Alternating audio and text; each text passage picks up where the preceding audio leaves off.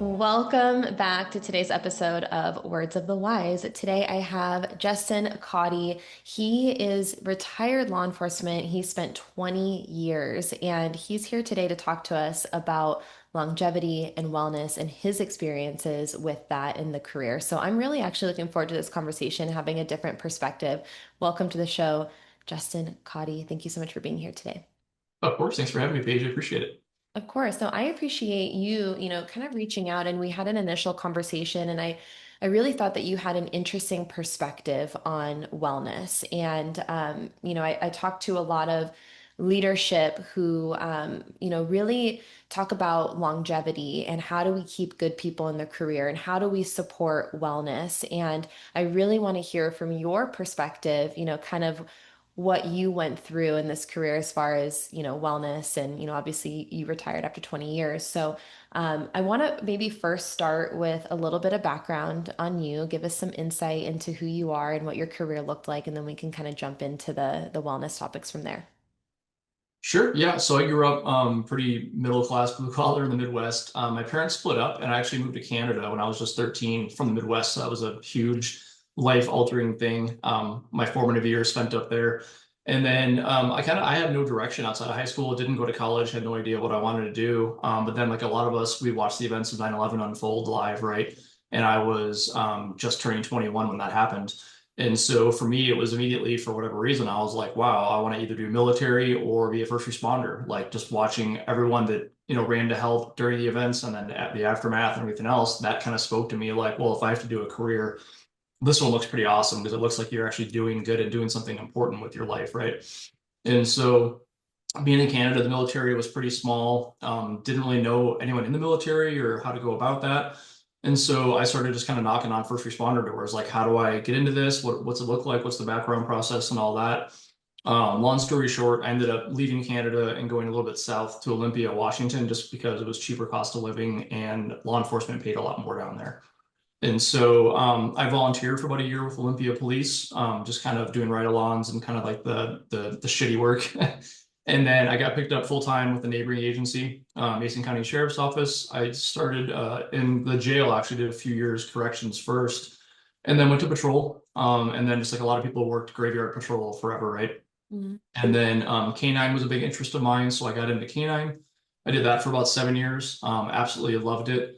But between patrol and then K9, during that time, I was also assigned to the U.S. Marshals Task Force, the Violent Offender Task Force, and had been in a shooting and just started realizing that a lot of stuff going on inside of me wasn't great. And so I was like, well, how can I get off kind of like the front line of all this chaos and trauma all the time? A spot came open in detectives, and naive me, I was like, well, that might be a little lower speed. And so I put in for that, got that role. And to begin with, honestly, it was. We were never first on scene. We were always there after the chaos had kind of settled down. And so it was a lot less stressful to begin with. But then the calls started getting a little more traumatic. We had a few really bad homicides, really just graphic, terrible scenes, some really young teenage suicides. And then around the same time, I was also assigned to a five county-wide task force that investigated all officer-involved shootings and in custody deaths. And in about a year and a half, I investigated like 20 of those on top of everything else. And then I was also the main person assigned to the ICAC task force, Internet Crimes Against Children. And the thought process of my administration was I was the only detective without children. And so Cody will just take all those cases, right? Because it's not going to affect him. Well, so then I'm looking at CSAM every day too, on top of all these other things. And so I quickly got burned out. I was in detectives for about 4.5 years, and I was approaching that 20-year mark in law enforcement, and I pulled the plug. I didn't have support. I was done, compassion fatigue, um, ridiculous amounts of hypervigilance, and just burnout. Didn't care about the job anymore, just wanted out. And so thankfully, I found a job that was basically like a remote work investigations for the state attorney general's office. Took that and was also going back to school to get my degree at that time as well. And I still am doing a master's degree of psychology just because I've become so interested in all of the aspects around the mental health issues in law enforcement that I experienced myself and everything else. So, Yeah. Thank you. Thank you for sharing. I really appreciate that. What do you think that you've learned now that you have left and now that you are in school learning about psychology? Is there something that you've learned after the fact that maybe would have helped you if you would have known that earlier? A lot of things, to be honest. I mean, before I even went to school, when I went to therapy during when I was still in law enforcement, I was diagnosed with PTSD, like a lot of us, probably most of us are, right?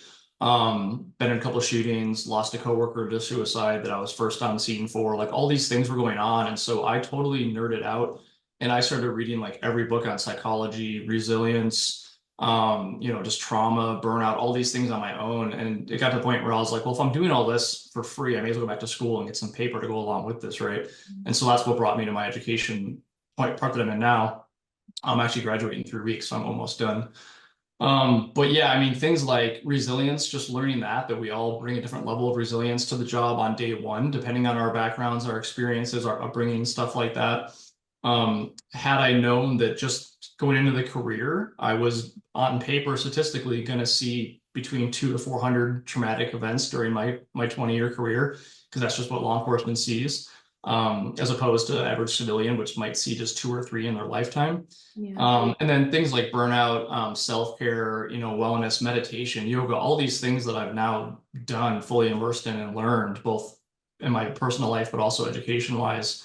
Had I known half of these things, day one of the academy, I'm super confident I'd probably still be in law enforcement without all the issues that I was having. Yeah.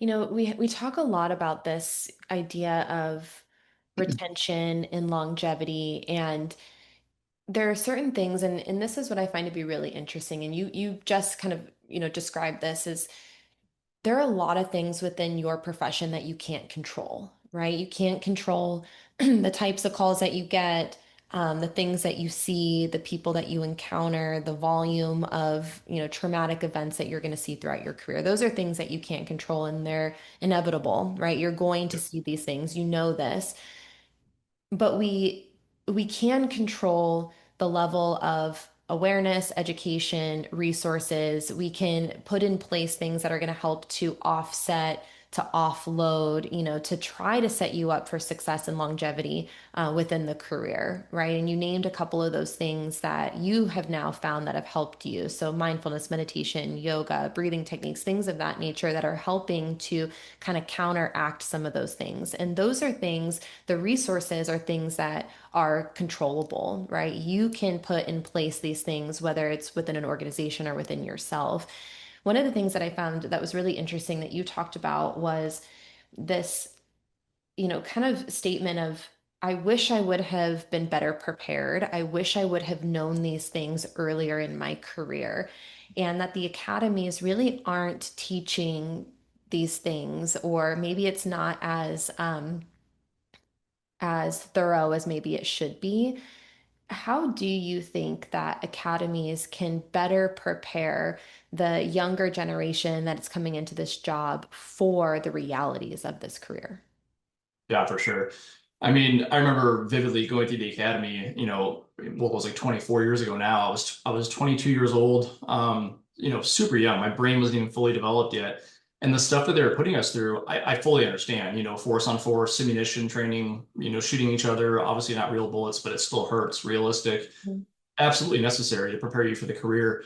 I remember one training scenario we did. It was a felony, traffic stop, all in a controlled situation. It was in the academy, but they turned down the lights. They were blaring like Rob Zombie music. They had flashers going on, flashbangs going off, and then we get into simulation shootout. I'm 22 years old. I'm not a cop. I'm just being trained. This is like 3 months into the academy only. Again, it was realistic training necessary to make sure you can handle this and react appropriately based on the training and stuff like that. But now looking back at that younger self and the way that it was done in the academy, that was great training. But what happened afterwards? When they call it King's X, everything's done, move on to the next. There was no debrief, there was no discussion, there was no hey, are you good? That was pretty freaky. It wasn't there was no conversation surrounding it. And so I think so like Washington State, where I spent my career, where I just moved from, pretty progressive state, pretty forward thinking. But the last I checked, the police academy to this day is still only offering, I think, 2 classes of mental health, like self-care type stuff. And each one's like 2 hours. Mm. And it's 6 month academy, right? And so, and like I said, there's still no debriefs, there's no psychologists on site, there's no yoga instruction or mindfulness technique. They're not teaching any of that. And so, if you could add that to these like force on force scenarios and normalize talking it through afterwards, doing the breathing techniques afterwards, if you normalize all of this stuff from day one in the academy, it's not going to be taboo later on when you might need therapy or you might need to do your breath work or whatever it is if you learn this with everything else you're learning day one. I've heard administrators, my old ones, say, yeah, that's great on paper, but there's not enough time. There's not enough staff at the academy. We're already jam packing too much training into the whatever it is, I think 900 hours or whatever the basic training academy is. Okay, I understand that, but I also call bullshit. Mm. And reason being, a lot of the training still, I was an FTO, a field training officer. I trained like 40 new hires. Every FTO I've heard, and from different states, different agencies, they all say, okay, you graduated the academy, great. Now go ahead and unlearn everything they just trained you. Now we're going to teach you how to be a real cop. To that point, a lot of the training in the academy is not necessary. I mean, we spend hours and hours and hours and hundreds of hours on case law and report writing when we're just going to relearn all that stuff at our specific agency anyway. So just take some of the bullshit out and put in some of the yoga, the mindfulness, the therapy. Have therapies at the academy, or sorry, a therapist at the academy or contracted, and just check in every now and then. That way, later on in your career, when you might need that therapist, it's not weird. You've already been exposed to it as a new cop, right? And Yeah. so there's ways around it. Well, it's interesting that you say that because, I started at the academy. This was like my introduction to working in the wellness space. And I did it here locally. And when I started, it was very much like super, super taboo. Like everyone, there was one person who I had met that was very progressive. This was 8 years ago. So like, even today, like you're saying, it's still not there, but 8 years ago, and especially in Phoenix, you're right. I think more of the West Coast is a little bit more progressive, but Yeah. I remember people literally looking at me and being like, well, what are you doing here? For sure. Like Yeah. cops don't do this. It'll never be a part of our culture, but Right. if you want to like come in for free, we won't say no. That was Right. kind of the mentality. And it was like, yeah, like, maybe we'll slip you a 20 every once in a while if we think you're doing a good job. But what I find to be really interesting is a lot of it, and I am seeing more introduction to these things. There are some agencies locally that are doing some of these things. Yeah. It is in short form, like you said. It's not like integrated into the entirety of the academy. But I think that previously it was like, how can we just like crush them? Like, how can we just like work them into the ground? And Yeah. I remember that being the mentality of like, even when I would show up and they would want me to do like some sort of yoga class or some sort of, mobility type focused thing, they were like, how can you just make it really, really hard so they suffer? And Yeah. and I think it's changing now. Like, how can we have a conversation of how can we create longevity in their career? And Yeah. one of the things that just popped up recently, and this is why I think it's so interesting you said this, is that someone from the academy, one of the trainers at the academy was like, there's no continued requirements for any of this stuff, right? Right. And we work them so hard that by the time they graduate, they're done with it. They don't want to do Yeah. any of it. They don't want to do any physical fitness. They don't want to do anything because they're just so burnt out that they're like, I never ever want to do that again because the focus is like, how can we just run them into the ground? And so if rather, to your point, if we were able to incorporate throughout the entirety of the academy the importance of wellness, the importance of longevity and self-care, and this idea of how can we maintain this over Yeah. a 20, 30-year career, I think that everyone would be better off. But I also think that, the idea that there isn't the continued resources once they graduate. Yeah. Now That's the they graduate and then they go into their prospective agencies and there's not a requirement, there's not a standard, and a lot of agencies don't have the support yeah. to create that. And so I appreciate you sharing, your experience and once you graduated and you went into your agency. So we're talking about, proactive, and then now you're a cop, you're in your agency. Do you feel like there was also support within the organization, or what did that look like for you? No. And every agency is a little bit different. And I agree Yeah. that a lot of the progressive larger agencies with younger chiefs and younger people promoting up the ranks and stuff, I think it is getting better. But there's still a lot of room to grow. But no, my agency, we were relatively small. We were only about 65 sworn for a population of about 120,000 people. And I was really young when I came in. And so all of my supervisors, trainers, they were all, well into their 40s already. So they were like the old cronies, the old timers that were the suck it up mentality. And so Yeah. there was no, we never had until the last probably 5 years of my career, there was never even a wellness class or any kind of peer support availability. None of that was a thing. After really hard calls, seeing somebody take their own life in front of you, there was nobody ever talked about that. You just didn't talk about it, pack that down, move on to the next one. And that's just how I was brought up, which definitely plays into my own issues because I didn't have that support. And so if that support is embedded in the agency from day one, I'm confident that people will have a better time. And like to your point, you said the academy level, break them down, break them down.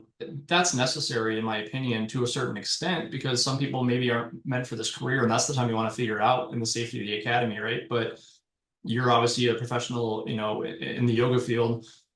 How long would it take to throw in some yoga after an hour of, ground fighting? 10, 15 minutes Yeah. after each session might be enough, but then you're incorporating that from day one. And then same thing, once they go to their agency, every 3 months, we have that mandatory in service, whether it's, firearms, driving, or ground fighting.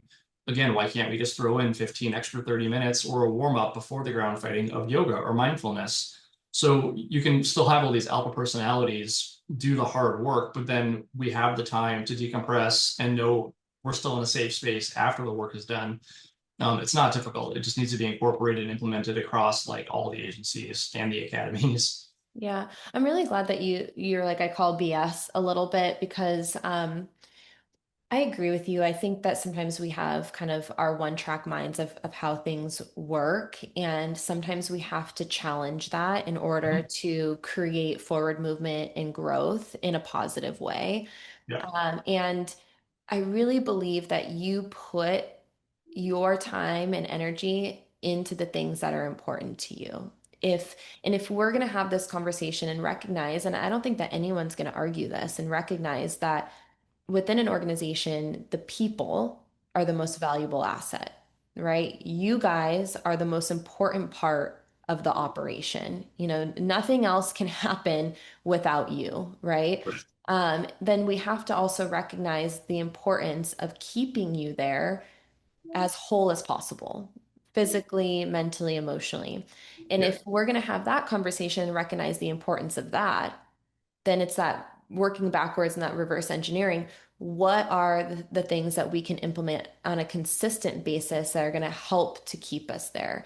Because, obviously, and, we'll talk about this maybe in a little bit, but you said this in your intro too, you left, right? It became too much. You didn't have the support that you needed. You got burnt out. You left. And a lot of agencies are losing really good people that maybe if you would have had the support at an academy level. Maybe if you would have had those resources ongoing within the organization, you would have stayed. And so I think we have to have these conversations of not just, oh my gosh, we're losing good people, but it's like, why are we losing good people? And how can we get in front of that? What are the things that we can implement to improve that? And it does take effort, but all good things take effort. You have to be able to put your attention into the things that are worthwhile. yeah. No, for sure. Actually, I just watched a video I think you posted yesterday or this morning about how basically like sometimes you just have to embrace the suck or deal with a little discomfort short term for like long-term growth or good things to happen over long term. That hits agencies too. I understand they all have financial issues. I'm well aware of that. And staffing issues, all of these things. But so it might suck for a little bit. Maybe you can't get new cars for everyone this year, but if you can get a contractor or a couple contracted psychologists to be on staff or on call for every one of your people to the point where they're coming to like all the in-service trainings for like mandatory wellness checks. And I know a lot of administrators hear mandatory anything and they're like, we can't do that. Bullshit. Yes, you can. Mhm. You're the chief or the sheriff, but the problem is you have to get buy-in. if you do these things, right? Because cops don't like change. We don't like being told what to do. We're going to do it if you tell us what to do, but we're going to bitch about it. We don't like it. So you need that buy-in. But if you have these things like wellness check-ins or yoga practitioners or whatever it may be for your agency coming in consistently from everyone new to near retirement, as long as everyone is doing, like, let's say the mandatory wellness checks, you can't just tell your people you need to go talk to this person every 3 months and not do it yourself. Leaders need to set the example, right? They should be the first one saying, yep, I'm going to go talk to that psychiatrist first or psychologist, whatever is on that staff. And because I have some stuff going on at home or whatever it is, you don't have to give details, but if you as the leader are showing that, yeah, I'm gonna go talk to this person and I'm happy to do it every 3 months, and then you tell your people they need to do it too, okay, well, you're gonna get buy-in because you're already doing it. And if they look up to you as a leader, they're gonna want to follow you. So guess what? They're all gonna do it too. And at some point, the taboo and the stigma and all these things are gonna go away, whether it's yoga or therapy, whatever that may look like. And so there's ways around it. You just need the buy-in and you just need to do it. So it might suck for a little bit, but you're going to have long-term success. You're going to have less injuries if you're implementing yoga, and you're going to have longevity if you're giving people the help they need, throughout their career. Yeah. Yeah, I agree. And I think unfortunately it's kind of human nature, and you probably can speak to this more than I can because you're getting your degree in psychology, but I think that being proactive is so much harder than being reactive. I think that as humans, unfortunately, a lot of times we wait until there's a problem to deal with it. Yeah. Right. And so I think that's what we're seeing. It's like, oh, something catastrophic happens, there's an injury, there's a suicide, there's you name it. And now we're going to try to focus on it. Now we're going to try to figure out what we need to do rather than, to your point, how can we front load that? And Yeah. I think that, and I really kind of want to talk about this because we start to get into all of the conversations about how can we do this? And we hear budget all the time, right? It's like, well, we can't fit it into the budget, or to your point, staffing or whatever it is. And I think we have to look at, well, what is the actual ROI? Like how much is it going to cost your agency if you don't do these things? Yeah. Is it going to cost you more money in injuries, more mental health claims? Is this going to cost you people leaving the career entirely? Is this going to cost you someone taking their own life? What is it going to cost you to not do it, and what is it going to cost you to do it? And oftentimes the cost that it takes to do it is far less than not doing it. You're going to pay the price regardless, whether you're going to pay it on the front end or the back end. And Yeah. if you wait until there's a problem, the price is so much higher. And I Yeah. think that we have to have that awareness. We have to sit here and say, yes, it is going to cost money. It is going to cost money. Wellness is going to cost money. And there's varying levels of how much it's going to cost depending on what you do. But there are also things that don't cost a lot of money that you can implement tomorrow, right? And trying to build a culture of wellness and having conversations, and that takes more effort. But yes, it is going to cost money, but it's going to cost you a lot more money on the back end if you don't focus on it proactively. Yeah. And you had shared something with me about, how there was maybe some money to be spent and it was spent on equipment rather than wellness. And that to you was, really frustrating, and for a good reason. And I heard this the other day, and I want your opinion on this, and kind of how that impacts the morale too. But someone was talking about how there was an agency that like spent all this money on like a drone program, right? There's all these brand new drones. And their comment was, what is the use of having all these fancy new drones if you don't have people to fly them? Yeah. And it hit me really hard. I was like, people first. Yeah. You can have all the equipment in the world, but if you have all these people who are not well, who are leaving the career, and you don't have people for the job to, take advantage of this fancy equipment, what's the point? Yeah. Yeah, no, I agree with like everything you're saying. Just kind of back up a little bit on a couple things you said about Yeah. you might need to spend money up front.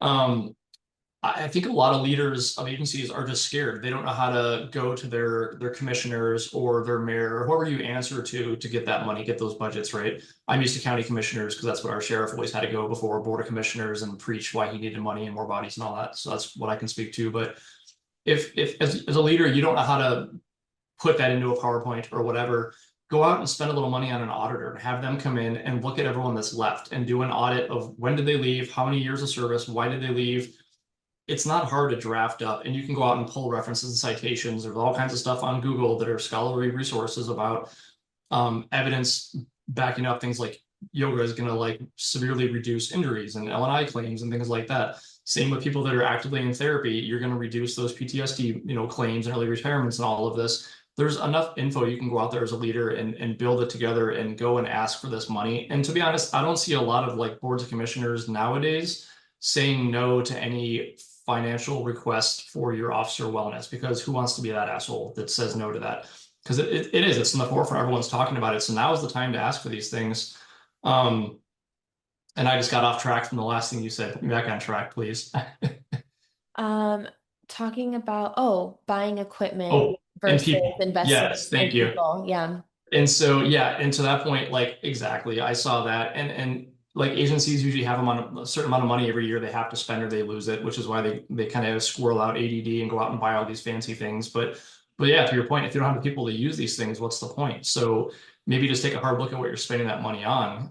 And I did, I saw that as a prime example of sometimes. Reactive is just not the same as proactive. In my agency, like I said, we had a couple of suicides in like a 5-year period, lost one to substance abuse, lost one to domestic violence. And then all of a sudden we started having some 1 hour like wellness blocks of instruction. Okay, well they're being reactive, that's fine, but it was like a one and done and two in services, never got it again. Mm. Why weren't they being proactive? I'm not saying they would have kept all of those people had we been having this stuff throughout all of our careers, but I'm going to go with maybe at least a couple of them probably would still be alive and on the job, right? Yeah. So yeah, I mean, to your point, proactiveness is where it needs to be at. Well, and I think we also have to add to it, it's long-term initiatives. So Yeah, there's a lot of science to support the fact that ongoing long-term is far more successful than short-term trainings. yeah, And you can relate this, even to the functions of the career. You said this earlier. Okay, what if you were taught to do firearms and you were taught in the academy, and then afterwards they're like, all right, yeah, you're good. Like you don't need to learn anything else. Like you're good forever. Like you don't need to be proficient or like have any ongoing training. And it's like you might forget some things, or if yeah, you only learned something one time in a 2-hour block, how are you expected in 20 years to remember that? yeah. You're not going to. Yeah, You're not exactly. going to. These Yeah, have to be ongoing, long-term initiatives. And I think what I see a lot of is what you said. It's a 1 hour presentation, it's a 2 hour PowerPoint slide, it's having someone come in one time to talk about a topic and that the box is checked and it's like, all right, we did it. We have wellness. And as soon as those people walk out the door, maybe they'll remember it for a day or a couple days or maybe a week, and then you forget about it. yeah, This has to be consistent. It has to be a part of the routine. It has to be embedded in the culture. It has yeah, to be long-term, ongoing initiatives. And I think that, obviously those types of things are going to cost more money than a one-time presentation that costs you a couple $1,000s for someone to come in and talk about financial wellness. There needs to be that ongoing thing. And so I think that hopefully through having these conversations, there's more of an understanding, but look up the science, like start to do the research and start to understand, okay, what is the most effective way that we can spend this money? What is the most effective way that we can incorporate this into our ongoing? You guys do briefings every day. Maybe yeah, not some sheriffs might not. I know some that just go straight from, house to car, but yeah, there are ways to have yeah. this consistently rather than just like a one and done 2 hour block and check the box. Yeah, there's a lot of research out there and evidence about like habit building, right? Let's say you Exactly. want to lose 20 pounds, you have to start going to the gym. Yeah, you can hire a trainer and you can go hard CrossFit for like 2 weeks and you're going to lose some weight. But long term, that's not going to benefit you. You need to do like over long term, months and months and months and years, develop that habit of every day or 5 days a week. I'm going to the gym at 5 in the morning, like you said, whatever it is. You may not like it, but you're building that habit. And so it's the same thing with our mental health and our yoga, or like our stretching, breath work, all of this. It can't be a 2 hour block here and there. It has to be built into the structure of our day-to-day habit building. Yeah. Like I mean, we do firearms like every month, right? Or like our ground fighting, all these things that we need to be very proficient in. So why can't you just add one or two more things? It's not that time consuming. It's really not. If you have to cut down that 10-hour firearm training day into 8 hours and then have an hour for therapy session and an hour for like breath work and yoga. Okay, you're still only in a 10-hour day. It's not costing you anymore. I mean, there's ways to build these habits in. Even simple things like if I think agency wellness coordinators are great because that can be your inside person to go out and find people like you, right? Trustworthy, reputable in your area. Go out and find, culturally competent therapists. A lot of them will come out and probably do free on occasion ride-alongs. Mm. That's kind of like a therapy session, and most cops don't mind having riders, especially if they're pretty cool, somebody to talk to during your shift. But if you have a therapist in your car the whole shift, guess what? That's probably going to be beneficial to you, and it's a lot of times it won't cost you anything because a lot of them are doing it for free. There's ways around it to build that habit and build that culture. Yeah, and my hope is that one day there aren't these two different silos like training and wellness. My hope is that they merge and that, to your point, wellness is training, training is Yeah, wellness. Like they're all together. And I think too, if we can start to have these conversations of how this helps to improve the functions and the productivity and the effectiveness that you're going to have within your career. How can we start having these conversations about elite performance? And I relate this a lot to, professional athletes, and there are a ton of I don't know if you saw these, but there are a ton of these documentaries that have started to come out on Netflix, like quarterback, yep, receiver, and you see their training routines, yep, and it's not just them working out in the gym. Yes, they do that. They work on their yep, physical, but they're working on balance, coordination, decision making, like how quickly can they, move on a second, and they're doing recovery, they're doing rest, they're doing mobility, they're doing breathing techniques, they're doing all of these exactly. things. And it's not like they're sitting here like, well, I got to do wellness now and then I got to do training now. This Yeah, is their training regimen, this is their training program. yeah, So, how can we start relating this? Okay, if you can regulate your nervous system and you can learn how to breathe, how is that going to improve your proficiency in firearms? How is this going to improve, your decision making out on the streets? If we can create more mobility in the body, how is that going to improve your defensive tactics and being yep, able, so I think that when we can have these conversations of like, this helps you in your career, and then yep, this is also going to help you in your life. And then how can we merge them together where this is just what we do for training? I don't right. think we're there yet, but I've called it a couple times. I think that this is something that'll happen in the future. I think it's going to take time, obviously, Yeah, but that's my hope. It's just like this is training, yeah. period. So um, 100%. I Yeah, all goes also, together. A lot of those professional athletes, almost all of them have therapists too, or at least like mental coaches, right? To help them with all of the stress and the high like the high intensity of what they do and stuff like that, which is law enforcement, firefighter, all of it, first responders can benefit from those things. So yeah, 100%. And these will all be just melted together for yeah. sure. I mean, I couldn't even until I started doing yoga in my 30s, I couldn't even touch my toes. And I was fit. I was running like a 7-minute mile. I could lift a lot of weight, but I couldn't touch my toes. I'm late 40s now and I'm super bendy because I do yoga. And so it's like it definitely cuts down on injuries and helps you in your career and with your fitness. So yeah, Yeah, I tell people if you don't bend, you break. totally. Yep. And it's, and again, you can relate this to your career. Even if you're fit, if you're fit, your muscles are shorter and bulkier, right? And they're not Yep. as mobile if that's all you're doing, right? So Exactly. now you're in your patrol car and then all of a sudden you're in an on-foot pursuit and you pull a hamstring. Hmm. What is that going to do? It's safety. You Yep. know, is it that you can't get to someone, or are you now injured on the ground? Like, what does that do to your safety and your Right. performance? And now you're out on injury, right? So, I think that having this as a part of training, and so it's not, and to your point too, like it's not a one size, or it's not a one dimensional, it's multidimensional. Professional athletes also have financial advisors immediately.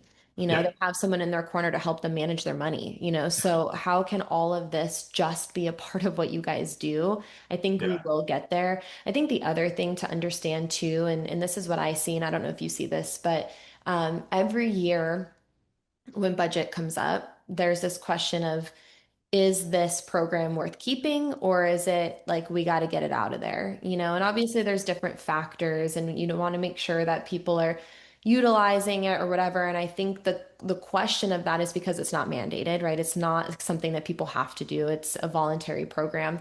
But I think for every leader to understand that things take time, and just implementing something for 1 year and then being like, we got to get it out of there doesn't give yourself enough time to embed that in the culture in the day to day. So, how can you put in place and how can you have some foresight when you are implementing these things that these are long-term initiatives? These are things that, we want to see through. Obviously, if it's not working, of course, but, how do you determine what that ROI is, and can you find things that you can track so that you can see what the efficacy is, and are you seeing injuries go down? Are you Yeah. seeing better morale, better performance? And so I think that we're seeing that a lot of just like, one and dones and like Yeah. moving on instead of being, in it for the long term.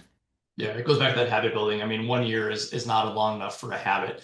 Because in that 1 year, you might only have 3 or 4 in-service trainings where you're doing whatever it is, that yoga, seeing a therapist, wellness checks. That's 4 times maybe in a year. So that's not enough to build a habit. So you need like a minimum of 5 to 10 years to see any benefits from that program. So leaders just need to stick with it and just it's all a buy-in, right? From the top down. The leaders need to buy into it, and then they need to sell that buy-in to people below them. That's just the bottom line. And they need to be participating in all of it too, which not to knock my own agency, but towards the end, when there was a lot of internal issues, they were starting to do some of these things, but there was no buy-in with leaders. I overheard a lot of conversations between number one and two, mocking the wellness stuff, and everyone's just too soft nowadays. And your program's already meant to fail. If that's what the leaders are talking about it, it's never going to take off.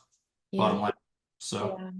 No, I thank you for that reminder. And I think that I've had a lot of conversations where we ask that question, like, is it from the top down or is it from the bottom up or is it a combination of both? And I also meant to touch on this before, but when you said, people are afraid to mandate because they're afraid of, the pushback. Um, Someone said this before. Maybe you can relate to this or not. Someone said this before that because I don't like to say the things because I get in trouble. I'm an outsider. But someone said, you are mandated to wear your uniform a certain way. You are Yeah. mandated to do, certain types of training. Like these, there are already mandates in Yeah. place, and so if you mandate wellness, it's something that, like you said, maybe in the beginning Yeah. because it's different, people are going to be like, whoa, I don't like change. Like, what is this? Yeah. But there's already expectations on how you do the job, how you present yourself on the job. And so I agree to a certain extent. I think that there is going to be that short-term discomfort, but I think long-term gain is on the other side of that. For sure.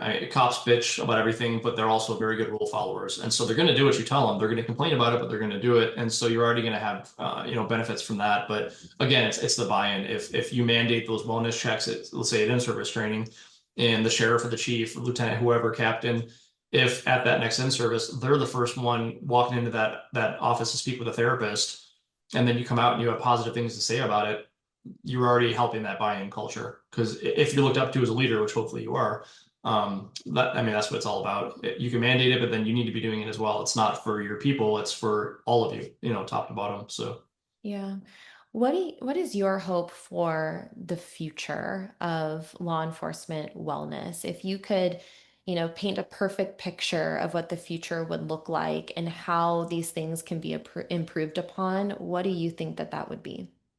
I think just what we already talked about. I mean, from day one at the academy, I don't think you need to take away any of the serious, the hard force on force, stressful training. That's all has its place. It's important for career development if you're going to make it or not. But you also need to, like all these things we're talking about, you need to implement all of these at the same time because, like you said, training and wellness should be the same thing. So if you're doing that from day one, it's going to take a long time because people at the academy, it's going to be years before they move up into leadership positions and all that. But if you get the buy-in, and even if you're mandating it, young cops are going to do it, especially. So you mandate all these things and you meld it all together, the training and the wellness, the therapy, all of it together from day one.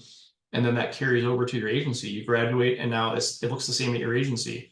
It's the same thing. It's all a one-stop shop. Wellness and training is all happening together all the time. And everyone's openly talking about these things and normalizing it. The stigma is going to start going away. And I mean, it'll be hard to prove for, 10, 20 years down the road if it's really beneficial, but I mean, common sense and what little evidence is out there says that it would be. But it just needs to be, started from day one and carried on. It can't be done at the academy and then forgotten about. But it also shouldn't be mandated, 10 years into your career because you're getting a lot of pushback. People might not buy into it. It's kind of too late. We're already set in our ways. So yeah, day one and then maintain it throughout that career. Yeah. If you could give words of wisdom for, and you can do a two-part, or you can choose between these two. Words of wisdom for um, people who are younger in this career, the men and women who are entering into this career, maybe something that you wish you would have known earlier or something that's helped you along the way. And then twofold, words of wisdom for, future leaders out there, something that they can start focusing on now for the future. Yeah, so I mean, I would say first and foremost, find a therapist from day one. I laugh, but I'm dead serious about it.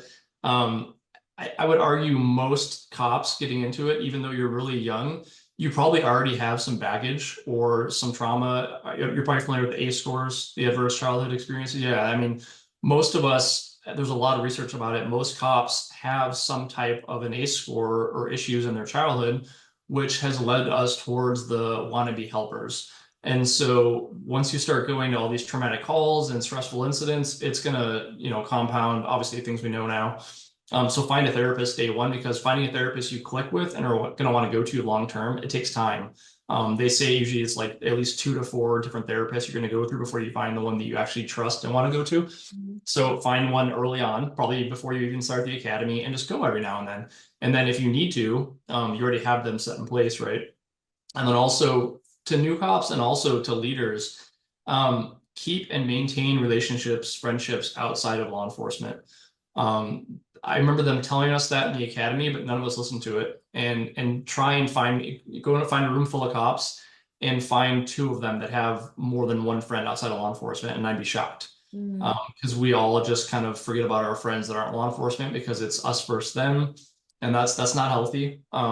For a lot of reasons, but it keeps you more humanized and down to earth and open-minded of others. I think if you have those relationships outside of law enforcement and for leaders, a big thing I saw in my career was leaders wanting that camaraderie and that buy-in. And when they do have like events or holiday parties, whatever it is, everything is alcohol related. And that's a big trouble or issue in the career as well, right? Like we have golf outings with day drinking or Christmas parties with an open bar. Start dialing back from that mindset and that because there's such an issue with first responders and alcohol abuse already. Focus more on things like community engagement. So volunteer activities with your people. I mean, mhm. everyone does like shop with a cop, but that's once a year, one and done, couple hours. Do that more frequently. It's going to be more beneficial for everyone's well-being, but also you're going to get more engagement and buy-in with the community if you're out doing more stuff. I think a lot of agencies aren't doing that. It's more internal all the time, and it's not so much out with the community, which goes twofold with keep those friends outside of law enforcement because we're all the same. We're all just citizens of whatever county or city we live in, and we need to kind of get back to that because we've gotten really, this thin blue line separation. It's not great in my opinion, but Thank you. I really appreciate that. And you said some things that have never been said on this podcast before. And so I really do appreciate your perspectives. And I think the first thing that you said is, and it reminded me of something we talked about offline is, obviously best case scenario is that academies are providing these resources, agencies are providing these resources. But if you are someone who is currently in law enforcement and you are in a situation where they are not providing these resources for you, you can do this for yourself. yeah, You can reach out and you can find a therapist to help you through these things. You can go and you can start doing breathing techniques, mindfulness, meditation, yoga, whatever it is that's going to help you. And I think I've done this before too in my life. So I'm super guilty of it where I'm like, well, if they're not going to do it for me, they're the problem. I want to wait until they do it. But we also have to be able to take accountability and responsibility for ourselves. And so if there is a situation where you're not being provided it, how can you provide it for yourself? And I really like what you said about how can you focus on community engagement? How can you focus on more of that holistic wellness within your agency and within your community? I see this too. I think it's really, and this is some maybe an off-bar topic. I find this really kind of funny. I've been to a lot of first responder wellness conferences, and what do you see every time? Yeah. Not only are the snacks and the food really unhealthy. You Yeah. know, there's candy everywhere. Every vendor Donuts, of like course. Gotta has have a that. bucket, yeah, a bucket Yeah. of candy. Yeah. But then you have the mixers at the Yeah. end. You know, you have everyone coming together, and it's an open bar. You Yeah. have what's that room called? The Hospitality suite. hospitality room. Yeah. Yeah, you know, Yeah. and then the next day it's a wellness conference, and all leadership is It's hungover. They hungover. they Yeah. all have their sunglasses on, and they're Yeah. like, "Damn, like that was a rough night," you know. And it's Yeah. like, can we have more awareness and focus around this? You know, Yeah. how can we, and I'm not saying change, I hate to say change the culture because I think there are so many good things about your culture. I think, Yeah. operating with integrity and honor and respect and, Yeah. what you guys stand for is so good. But how Just can we mix it up a little. yeah, how can we have more awareness around those Yeah. things that we just talked about Yeah. to create and to introduce more wellness into the space, and then hopefully we'll create more longevity and less burnout. And so, Yeah. thank you for coming on here and sharing everything. And we have a couple minutes, so I kind of want to know like what's next for you, and if there's anything I missed, I'll let you kind of take the floor. I don't know. Graduating is going to be huge because I started my education late in my career. I didn't start my associates until I was in my 30s. And so it's been 10 years getting my master's from starting my associates. And so I'm excited to be done with school. My initial plan was to be a first responder therapist, but to be honest, I think I'll get bored. I can't sit in an office all day just talking to one person at a time. I want to do more. On the East Coast and in Canada, there are more and more positions coming open in agencies for like wellness coordinator positions. They're typically civilians that have some law enforcement background, but also some type of degree in psychology or social work, something like that. I'm hoping to find something like that because I would still like to work alongside law enforcement. I don't want to do the job anymore.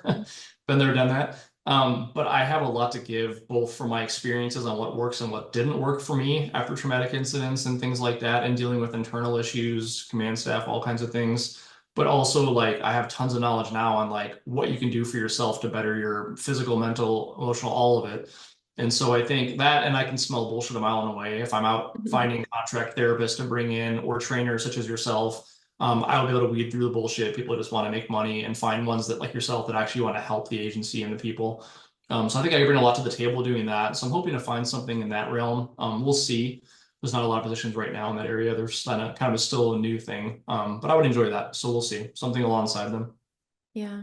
Well, I honestly wish you the best of luck in Thank you. everything and keep me posted. Stay in touch and Sure. let me know how things go. And thank you again for your time. I really appreciate it today. Yeah, of course. Thank you, Paige.